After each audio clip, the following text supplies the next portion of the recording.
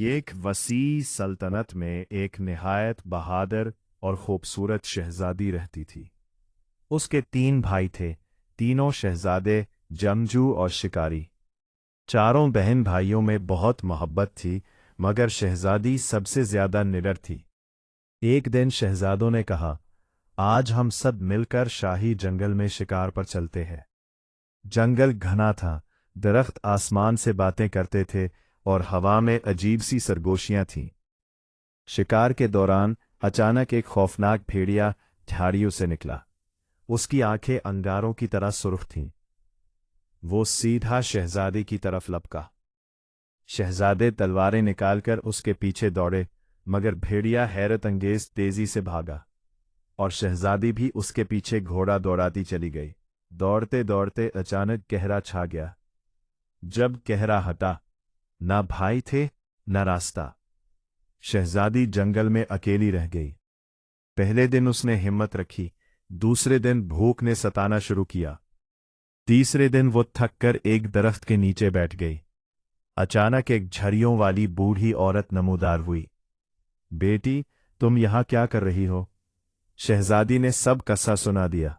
ने उसे अपने छोटे से कच्चे घर में ले जाकर खाना दिया, पानी दिया और आराम करने को कहा। कुछ दिन गुजर गए। बूढ़ी औरत बहुत मेहरबान थी। वो शहजादी को जंगल के फल, जड़ी बूटियां और जानवरों की जबान समझना सिखाने लगी। शहजादी को अजीब लगता था कि यह आम औरत नहीं। एक रात शहजादी ने देखा कि बूढ़ी औरत चांदनी में खड़ी कुछ मंत्र पढ़ रही है और उसकी आंखों में वही सुर्खी चमक रही है जो उस भेड़िए की आंखों में थी। शहजादी चौंक गई। अगली सुबह शहजादी ने हिम्मत करके पूछा, आप कौन हैं? बूढ़ी औरत मुस्कुराई और अचानक उसका रूप बदलने लगा। वही भेड़िया सामने खड़ा था, मगर वो आम भेड़िया नहीं था, वो एक जादूज़दा मुहाफिज था। इसने कहा, मैं तुम्हें नुकसान पहुंचाने नहीं आया था, मैं तुम्हें आजमाइश के लिए यहां लाया था। जो शहजादी जंगल में जिंदा रहना सीख ले, वही सच्ची हुक्मरान बनती है। इसी लम्हे दूर से शहजादों की आवाजें आईं। वो अपनी बहन को ढूंढते ढूंढते आखिरकार इसी मकाम तक पहुंच गए थे। शहजादे भेड़िए पर हमला करने लगे, मगर शहजादी ने हाथ उठाकर रोका।